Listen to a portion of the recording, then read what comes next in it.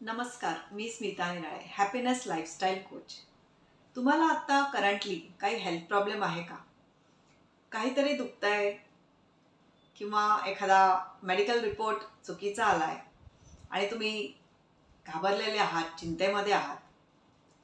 असं असेल आणि तुमच्या हेल्थमध्ये तुम्हाला सुधारणा हवी असेल, तर तुम्ही स्वतः तुमची हेल्थ इम्प्रूव्ह करू शकता. ते सुद्धा तुमच्या मनाच्या मदतीने. तुमचं माइंड तुमची बॉडी हील करू शकतो. आपलं माइंड आणि आपली बॉडी एकमेकांशी कनेक्टेड असतात. आपलं माइंड जेव्हा हील होतं तेव्हा आपली बॉडी सुद्धा ऑटोमॅटिकली हील होत असते.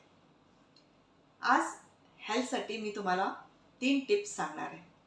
त्या टिप्स तुम्ही फॉलो करून बघा आणि काही दिवसामध्येच तुम्हाला तुमच्या हेल्थमध्ये पॉझिटिव्ह चेंजेस दिसायला लागतील.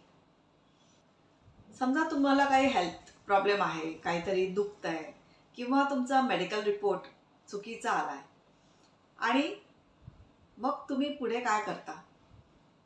तुम्हाला जे रिलेटिव्स भेटतात किंवा तुम्ही ज्यांच्याशी बोलता किंवा तुमच्या घरातली मंडळी, त्यांच्याबरोबर तुम्ही परत परत त्या इश्यूबद्दल बोलत असता का? जे भेटले त्यांच्याबरोबर आपल्या पेनबद्दल सांगायचं, आपल्या हेल्थ इश्यूबद्दल सांगायचं, असं तुम्ही करताय का? असं केल्यामुळे तुमचा हेल्थ इश्यू म्हणा किंवा तुमचं पेन कमी होत आहे, असा कधी तुम्हाला अनुभव आला आहे का? असं होत नाही. उलट याच्या विरुद्धच होतं.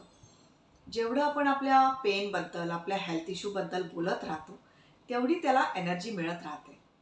दुसरे लोकंसुद्धा आपल्याला तीच एनर्जी देतात. ते म्हणत राहतात, बघा त्यांना सारखं दुखतंय, त्यांना बरं नाही आहे, त्यांना असं असं झालं आहे. असं ते म्हणत राहतात. आणखी 4 लोकांना ते असंच सांगत राहतात आणि आणखी 4 लोकांची एनर्जी मग तुम्हाला मिळत राहते. आणि ही सगळी निगेटिव्ह एनर्जी असते. तुम्ही एक जण म्हणत असता की मला बरं नाही आहे, माझं दुखतंय आणि या तुमच्या एका म्हणण्याने आणि लोकांना सांगण्यामुळे आणखी 10 लोक असे तयार होतात की जे म्हणतात की तुम्हाला बरं नाही आहे. म्हणजे ती एनर्जी 10 पटीने वाढत असते आणि याच्यामुळे तुमचं दुखणं आणखीनच वाढत असतं. तुमचं माइंड या गोष्टीमुळे आणखी घाबरून जातं. तुम्हाला आणखीनच चिंता वाटायला लागते आणि एक घाबरलेलं आणि चिंतेत असलेलं माइंड बॉडीला हील करू शकत नाही. यामुळे दुखणं आणखीनच वाढत जातं. त्याच्यातून बाहेर यायच्याऐवजी परत परत तुम्ही त्याच्यातच गुरफटलेले राहता.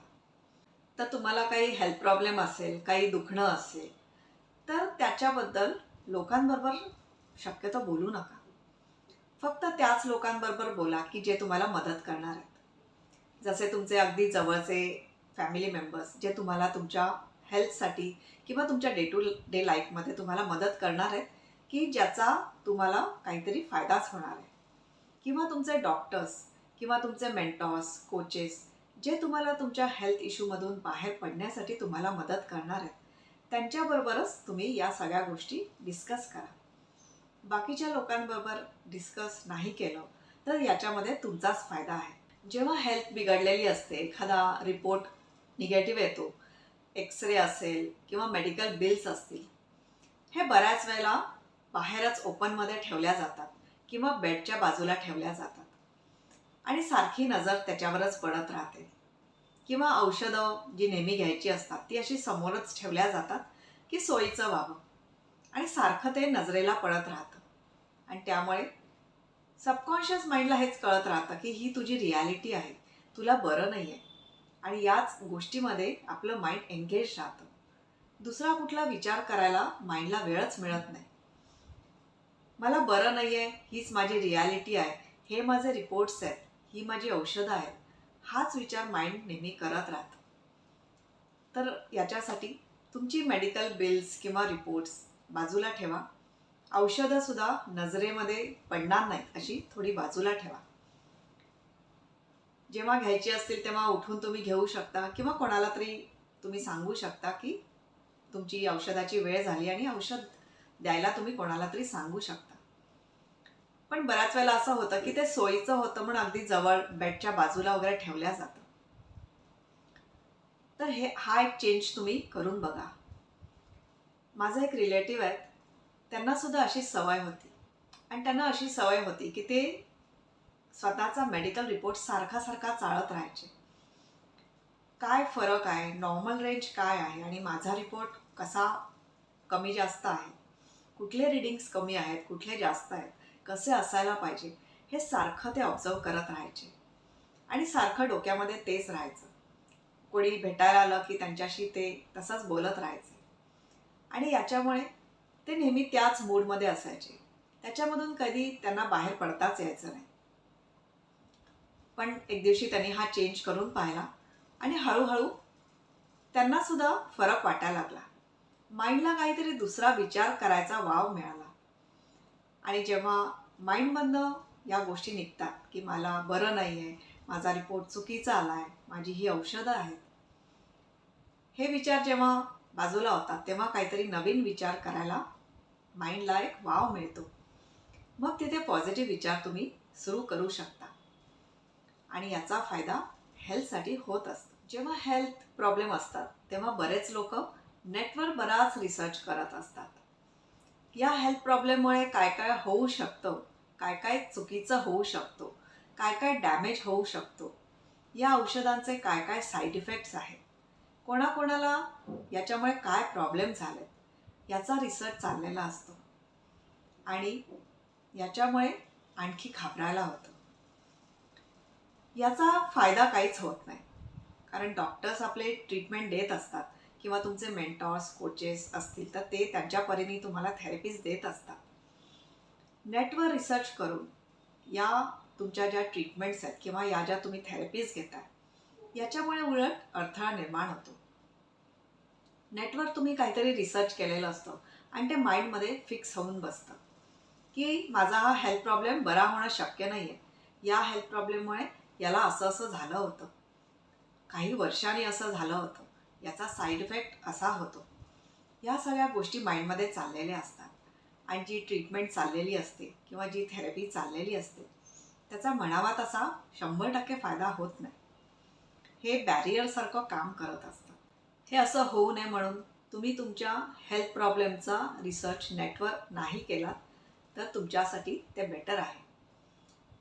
याच्यासाठी म्हणजे तुमचा फायदा व्हावा यासाठी नेटवर तुम्ही मिरॅकल्स चा रिसर्च करा. एखाद्या गोष्टीचे कसे मिरॅकलसुद्धा होऊ शकतात, एखादी व्यक्ती मिरॅक्युलसली कशी हील झाली आहे, हे तुम्ही रिसर्च केलं तर तुमच्या माइंडला एक वेगळा थॉट मिळेल की याच्यातून कसं आपण बाहेर पडू शकतो आणि मिरॅक्युलसली तुम्ही या तुमच्या हेल्थ प्रॉब्लेममधून लवकरच बाहेर या.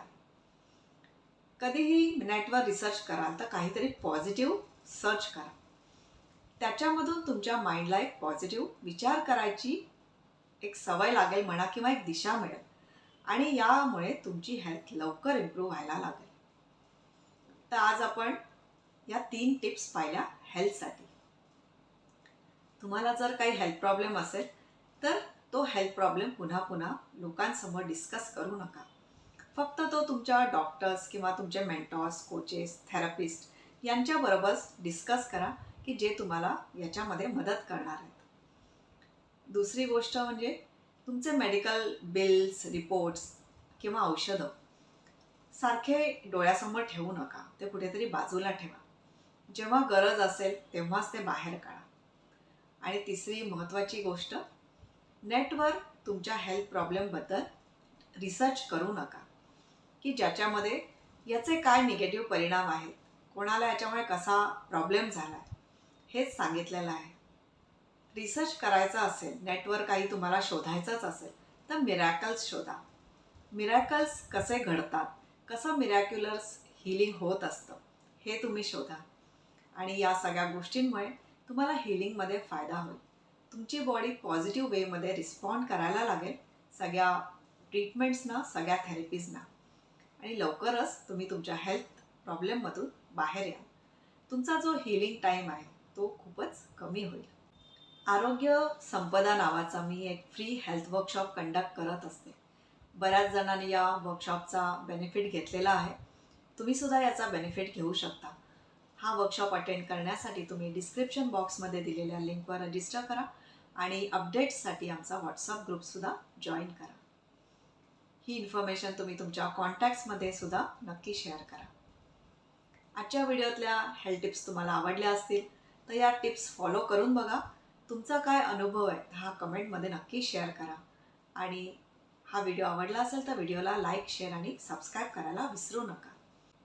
पुन्हा भेटूया पुढच्या व्हिडिओमध्ये. थँक्यू.